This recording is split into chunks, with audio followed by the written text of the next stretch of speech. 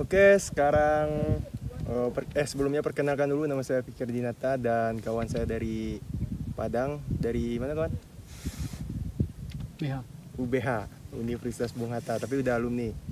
Sekarang kita berada di Danau Talang, tepatnya di daerah Alan Panjang, Kabupaten Solok, Provinsi Sumatera Barat.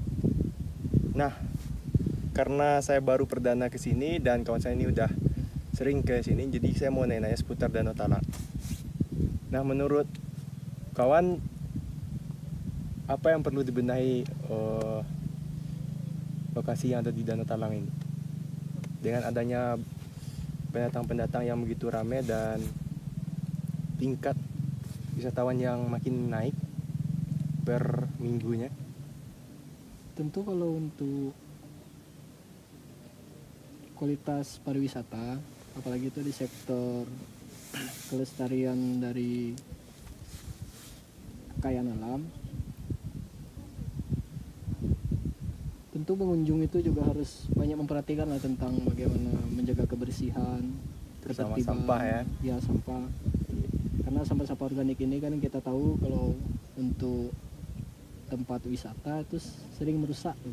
Kalau untuk manajemen administrasinya menurut kawan gimana? Untuk Soal uang masuk, terus keamanannya gimana? Itu udah bagus atau gimana? Kalau untuk dari Karang Taruna Pemuda ya, untuk Danau Talang setempat itu kalau sampai saat ini memang ya masih wajar lah kalau untuk pungutan biaya masuk atau semacamnya. Tapi kalau misalnya untuk terkait dengan kedisiplinan dari para pengunjung yang datang, itu juga harus lebih diingatkan lagi bagaimana kebersihan, menjaga tata krama gitu kan. Karena kan kita nggak tahu kalau misalnya alam ini kan yang tinggal bukan kita aja gitu. Karena penghuninya bukan sekedar manusia aja, jadi mesti harus jaga-jaga dan hati-hati, dan etikanya juga dijaga. Karena kita berada di alam, dan alam itu beragam ya kan. Kalau informasi nih buat yang nonton, kalau untuk akses ke sini itu berapa jam dari Kota Padang? Kalau kita lihat dari itu estimasi waktunya ya, kalau itu tergantung dari kendaraan. Kalau misalnya teman-teman dari Padang itu naik motor atau mobil juga itu sekitar 2 jam. 2 jam ya? 2 jam dari Padang itu. Nanti sampai di Alan Panjang, untuk sampai ke lokasi Danau Talang itu sendiri mungkin ada sekitar 1 kilo gitu. 1 kilo. Itu kelihatan tuh kalau misalnya dari luar ada gapuranya itu yang menandakan jalur masuk dari Danau Talang. Untuk uang masuknya kemarin berapa? Parkir dan segala macam biayanya. Ini informasi untuk orang yang belum kesini dan mau kesini. Kalau untuk insert pengunjung ya, untuk saat ini sih masih wajar gitu. Cuma memang itu ramah saku gitu. Harganya berapa? Lumayan ekonomis, mungkin sekitar 10.000 untuk registrasi ya? Per kepala gitu. Per kepala. Terus kalau misalnya nanti udah sampai di camp itu nanti ada parkir gitu, parkir sekitar 5.000 rupiah gitu. Kalau pengalaman yang paling berkesan selama ke Danau Talang, pengalaman seperti apa? Temu cewek baru atau gimana? Mungkin banyak kenal teman-teman baru lah gitu. Itulah yang maksudnya, atau kebetulan juga ketemu dengan teman sama-sama dari kota yang sama gitu kan.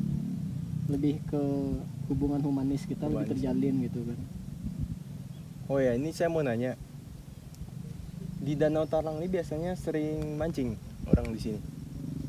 Kalau untuk mancing sih biasanya tergantung pengunjung gitu. Kalau misalnya pengunjung itu memang punya hobi memancing, ya mereka kan bawa alat pancing kayak joran atau semacamnya gitu. Kalau untuk dari ikan itu sendiri, memang kalau dari keterangan yang didapat dari pengurus Danau Talang ini, ada ikan yang kayak ikan hias gitu. Tapi kalau untuk ukurannya memang masih banyak yang kecil. Kalau untuk ikan-ikan besar tuh biasanya nanti kan kalau teman-teman lihat di ujung sana itu ada bagan gitu. Nah itu punya warga setempat gitu, memang untuk ya kayak nelayan-nelayan setempat gitu. Mata pencariannya adalah menangkap ikan gitu kan. Kalau berenang di sini dibolehin atau gimana? Ya kalau untuk itu sih ya kalau dibilang sering juga nggak terlalu sering lah. Kalau untuk intens dia mengamati dari pengunjung memang banyak yang berenang gitu, tapi sejauh pengunjung yang sudah ke sini yang banyak berenang ya belum ada larangan atau peringatan semacamnya. Cuma kan itu kembali gitu lagi ketertiban gitu. Iya. Kalau bisa kita menjaga kebersihan juga gitu. Kalau sampah jangan dibuang ke air gitu, Iya. atau ada yang cuci muka gitu kan. Yang sabun ya, Iya, yang sabun. nggak boleh. Soalnya itu kan Iya. yang merusak ekosistem dari perairan ini sendiri gitu kan. Ada biota-biota itu kan kalau misalnya ada nanti zat-zat kimia yang memang agresif untuk dia gitu, tentu kan itu akan merusak dari kualitas danau ini gitu. Nah ini kan selama ini kan kita sering nih menyuarakan soal jangan buang sampah di gunung atau di tempat-tempat wisata atau jaga kebersihan, tapi tetap aja banyak pengunjung yang tidak sadar dengan hal yang seperti itu. Nah alangkah untuk kedepannya bagaimana bagusnya solusinya? Kalau untuk kebersihan itu sendiri sih, kalau dari pengawas atau orang yang memang petugas dari Danau Talang itu sendiri kan yang sudah melakukan upaya-upaya gitu kan, upaya misalnya untuk himbauan gitu kan, himbauan preventif semacamnya. Kalau untuk sampah yaitu jangan dibuang sembarangan, tapi kan kalau misalnya dia masih nggak mengindahkan, itu kan sebenarnya kesadaran diri sendiri gitu, bagaimana dia menjaga alam gitu kan. Misalnya kan kalau dibilang kayak gitu ya kita juga pernah buang sampah sembarangan lah gitu kan, istilahnya itu kesadaran diri sendiri gitu. Kalau kita Harus bisa kesadaran, menjaga ya. tentu kelestarian alam juga bisa. Nah ini kan kita sama-sama ini kan jurusan hukum, kita sama-sama alumni hukum. Kalau kita berbicara sampah tadi kan itu nggak bisa dilepaskan dari aturan. Nah kebanyakan orang nggak terlalu sadar atau tidak sadar dengan aturan dan tidak mengamini aturan itu. Bahkan kebanyakan orang itu dia takut terhadap aturan, bukan sadar tapi takut.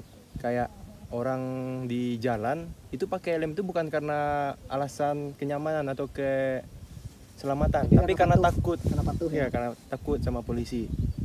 Nah menurut kawan apakah perlu nih, kan kita ini kan wilayah wisata dan ini dikelola oleh pemuda setempat gitu kan. badan usaha milik nagari setempat atau badan usaha milik desa kalau di luar Sumatera Barat.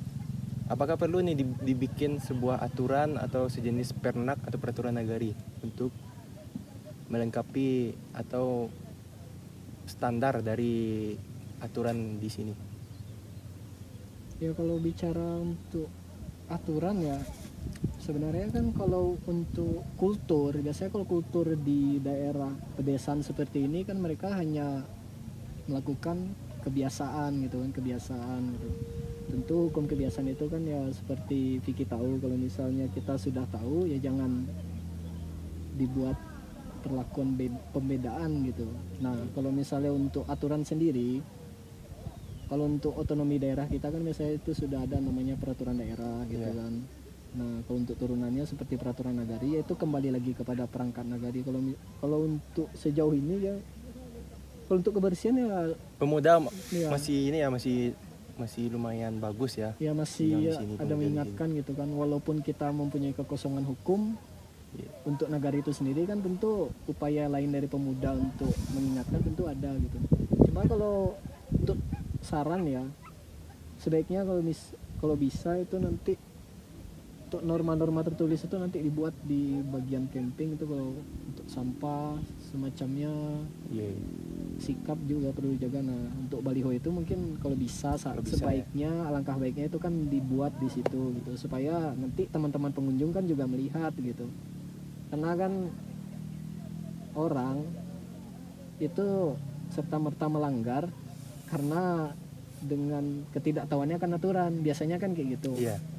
Kalaupun dia tahu aturan, itu tetap aja dilanggar. Tapi kalau misalnya aturan itu terlihat gitu, terlihat dan nampak, dia bisa membaca gitu.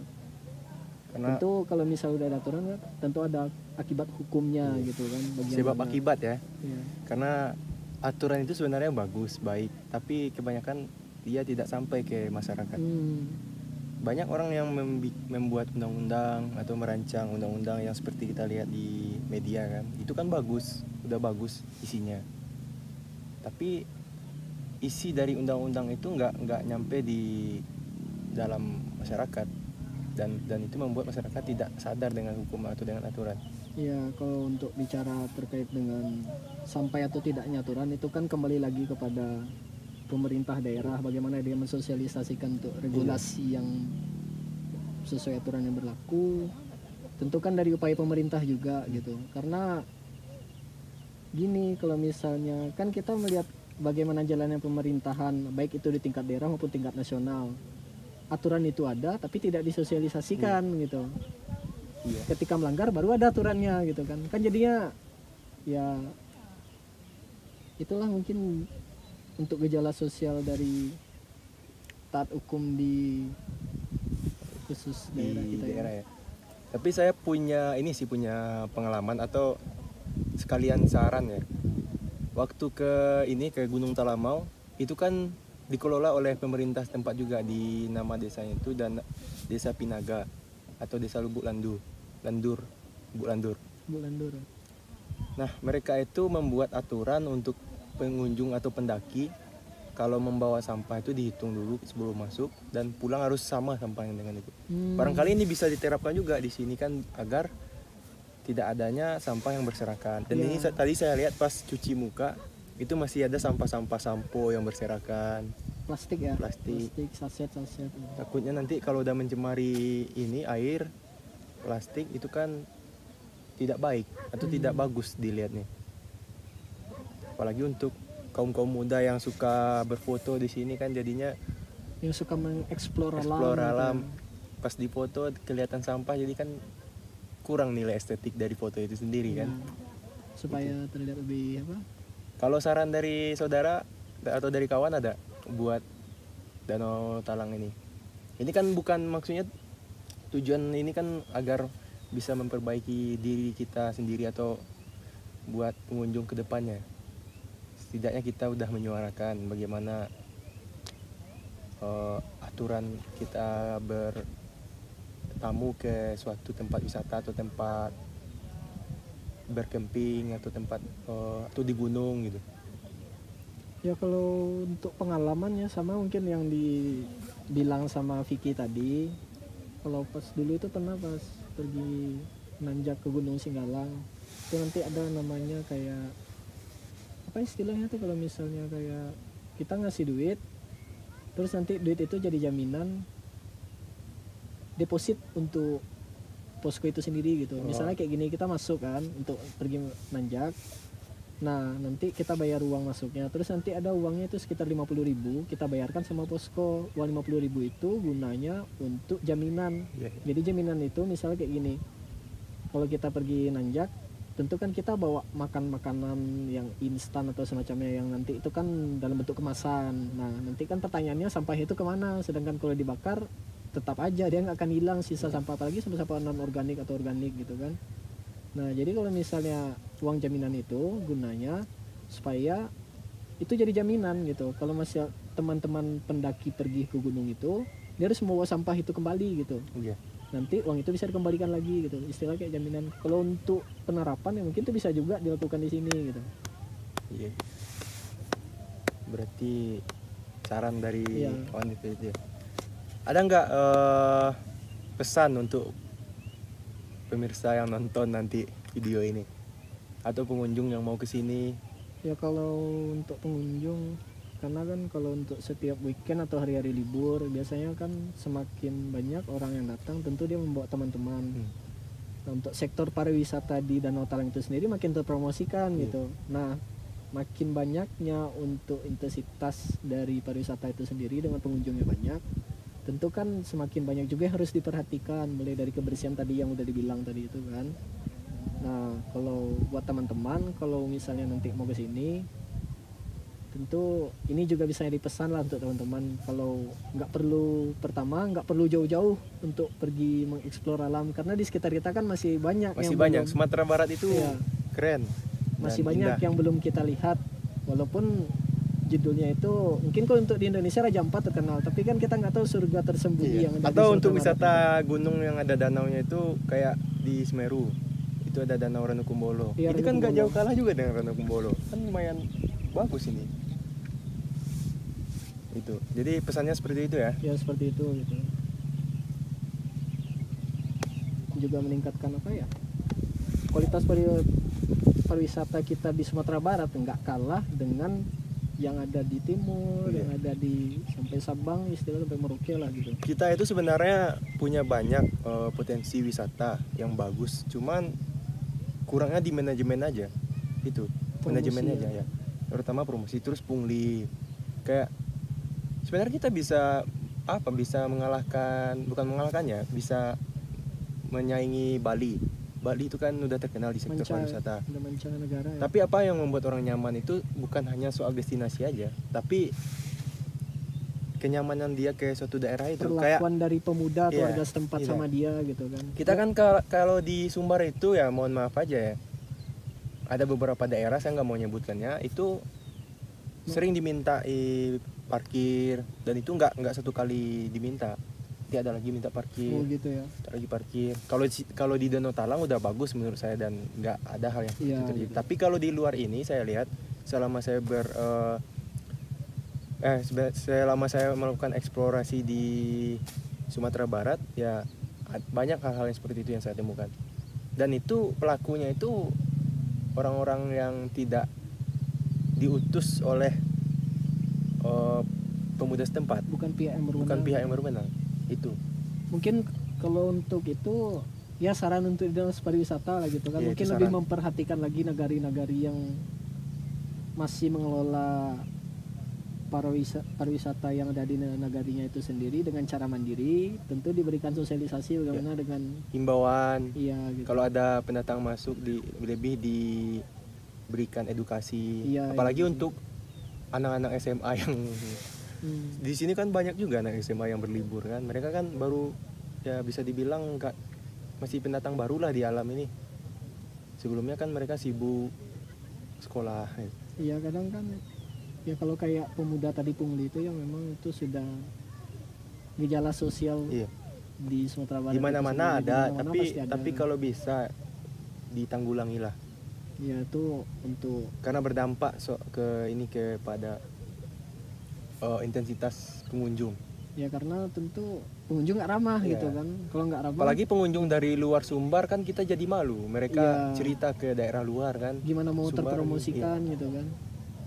Ya kalau untuk bicara kayak anak-anak SMA atau memang yang dia kayak gini gitu, pengunjung itu lebih banyak menikmati tanpa menjaga gitu. Iya. Dia hanya oh kita kesini gitu karena di sini ini udah mulai hits gitu, tapi dia nggak tahu bagaimana caranya untuk menjaga pariwisata itu sendiri, untuk bagaimana berinteraksi dengan pengunjung-pengunjung lain gitu. Apalagi terlebih teman-teman yang mungkin notabene itu masih boleh dibilang masih remaja. Tentu kan kalau kita bicara remaja di mana-mana pasti kalau untuk penyimpangan sosial dari remaja itu sendiri ya banyak gitu, banyak seperti kenakalan remaja. Kalau misalnya dia nanti pergi ke pulau, ke gunung atau semacamnya gitu kan, mereka membawa sifat yang bagaimana istilahnya, yang lebih melawan hukum gitu, Iya, iya. mencoret-coret pohon, Vandalisme ya. iya, Atau coret-coret batu. coret Itu saya batu, temukan di Gunung Kerinci di puncaknya. sampai ya yang nggak wajar gitu, Ya. yang nggak patut Bikin dicontohkan mereka buat gitu. Bikin nama-nama pacarnya di batu gitu. Ya, Sebenarnya kan itu mengurangi nilai dari tempat wisata itu sendiri. karena kan keasrian dari alam itu sendiri kan dilihat dari bagaimana kita menjaga supaya kelestarian itu tetap asri gitu. Nah, karena kita berbicara ini wisata, saya punya isu yang menarik nih. Soal di Payakumbuh. Itu kan sebelum ada masuknya kampung-kampung Eropa itu, tahu kan? Yang ada Menara Eiffel yang dibikin ala-ala Eropa. Oh iya. Kan itu sebelum itu kan itu asri, alam, ada tebing yang apa namanya? Yang lembah Harau itu. Itu sebelumnya kan nggak ada hal-hal seperti itu. Nah, sekarang dibikin lah sebuah wisata buatan, dibikin kayak Menara Eiffel, Kampung Eropa, dan itu menurut saya mengurangi nilai wisata alamnya. Bagaimana pendapat kawan soal itu? Kalau bicara itu kita kayak melihat bagaimana gejala dari pemerintahan itu sendiri kan. Kalau misalnya Vicky lihat untuk pembangunan pariwisata seperti memperbagusnya atau merawatnya lebih ditambah dengan monumen-monumen bagus gitu kan. Tapi kalau untuk ya gini lah, kalau itu kan berbicara dari misal kayak resort, villa gitu kan, tentu itu pasti ada pengusaha asing yang coba kalau resort membuat bisnis itu. Tapi kalau kan kayak gini, kalau misalnya kayak di Lembah Haro atau semacamnya, pemerintah selama ini dia nggak memperhatikan bagaimana untuk menggarap pariwisata secara besar-besaran, tapi dengan menyampingkan potensi alam itu sendiri gitu, ketimbang menarik investor. Itu kan itu yang sedang terjadi di Indonesia itu sendiri gitu, karena banyaknya konflik sengketa tanah atau semacamnya gitu kan, karena itu berangkat dari tindakan pemerintah itu gitu kan. Sangat disayangkan, seharusnya pemerintah lah yang melindungi alam gitu atau membantunya untuk agar lestari gitu kan. Tapi pemerintah hanya memikirkan bagaimana sektor pariwisata itu diperhatikan oleh asing dengan memberikan lapangan bisnis besar kepada sektor asing. Seperti contohnya kayak gini, kalau misalnya nanti kita lihat kayak di Puncak Lawang. Puncak Lawang kan itu kan dulu kalau misalnya beberapa tahun yang lalu itu kan bukit gitu, bukit dengan ya udah ada jalur-jalurnya. Tapi kan sekarang udah ada villa, udah ada semacamnya, pembangunan udah mulai ada di situ. Kalau untuk dari aspek ke apa namanya istilah, memberikan daya tarik itu untuk pengunjung buat bisa menginap, mungkin itu bagus. Tapi kalau berlebihan sampai nanti buat gedung semacamnya wahana gitu, tentu kan dari alam itu sendiri pasti ada nanti pengambil alihan lahan yang misalnya menebang pohon atau semacam, pasti ada gitu kan. Nah ujung-ujungnya nanti bukit itu botak, dibangunlah resort. Tapi saya ada satu poin yang bagus saya kritik soal itu ya. Yang pertama itu kan ya kalau resort hotel oke, sah-sah saja kan. Itu kan bukan resort yang kayak Menara Eiffel, jalan-jalan kampung Korea itu. Menurut saya itu kita seakan-akan tidak move on terhadap jajahan zaman Belanda atau zaman Jepang. Kita nggak move on ternyata masyarakat kita. Kenapa nggak move on? Karena mereka sampai sekarang masih ditanamkan stigma bahwasannya wisata di Eropa itu lebih bagus daripada di Sumbar, dan kita nggak mengakui bahwasannya kita punya potensi. Yang padahal orang dari luar Indonesia datang ke sini untuk mengeksplor kekayaan alam kita. Gitu. Kita punya budaya yang kaya, sementara kita budayakan wisata kampung Eropa. Justru kalau dari badan ada namanya itu Badan Internasional untuk Melindungi Warisan-Warisan Budaya UNICEF. Iya. Bukan UNICEF ya? Kalau UNICEF untuk anak kalau nggak salah. UNESCO kalau nggak salah. UNESCO. Ya. Itu kan memperhatikan betul yang mana daerah-daerah di mancanegara itu yang dijadikan warisan budaya internasional gitu. Nah, itu gunanya untuk menarik pengunjung dari luar negeri untuk ke negeri yang memang kultur budaya terkenal gitu, dengan keunikannya. Namun kalau untuk berbagai tempat seperti Lembah Harau atau semacamnya, mereka kan membawa unsur-unsur asing gitu kan. Unsur-unsur asing itu seperti Menara Eiffel atau semacam. Kenapa bukan budaya Minang kita yang kita perlihatkan di situ gitu. Ini bukan, seharusnya kan budaya kita yang dipromosikan, bukan budaya asing gitu. Ini kan bukan kita maksud alergi terhadap budaya asing, enggak, tapi kita ini harusnya kan mau meningkatkan yang ada di dalam daerah kita. Kita harus bangga dengan apa yang kita miliki. Kita kaya dengan budaya, kita kaya dengan alam, kita kaya dengan kuliner. 3 poin itu udah terkenal. Apalagi Minang terkenal rendangnya ya. Rumah makan Padang. Untuk budaya terkenal juga dengan berbagai tariannya, silek dan lain-lain. Wisata juga udah mulai mendunia kan. Apalagi dengan adanya seperti itu, seakan-akan itu menanamkan dalam stigma masyarakat wisata Eropa ini harus lebih bagus dari wisata di Sumbar. Jadi yang terkenal, kalau orang ke sana itu yang terkenal itu bukan Sumbarnya, Koreanya tadi. Seiring berjalannya waktu, kultur Jepangnya kita tadi semakin tersingkirkan. Nah, gitu. secara tidak langsung kultur kita semakin pudar. sampai sekarang kita lihat anak muda nggak terlalu peduli terhadap budaya sekarang kan. Nah, bagaimana menurut kawan soal hal itu? Bagaimana solusinya? Dari pandangan kawan sendiri. Kalau untuk itu sendiri ya kita kan sama-sama memperhatikan kemajuan teknologi sekarang gitu kan, apalagi gadget udah mulai canggih gitu kan. Tentu mereka lebih banyak mengakses konten-konten yang memang itu notabene dari internasional gitu kan. Karena yang menurut dia itu keren gitu kan, istilahnya hits gitu. Dia akan mempraktekkan budaya itu sendiri di negeri kita gitu.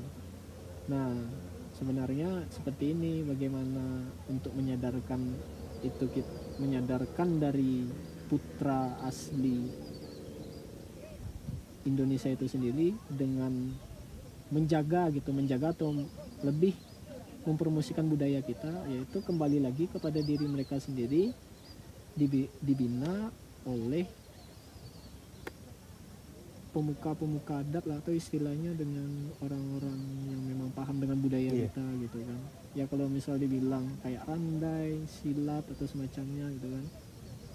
Kalau dulu tuh pernah lihat di konten Nat Geo gitu kan. Ya. Itu sempat dia membuat konten itu khusus dengan budaya Minangkabaunya gitu.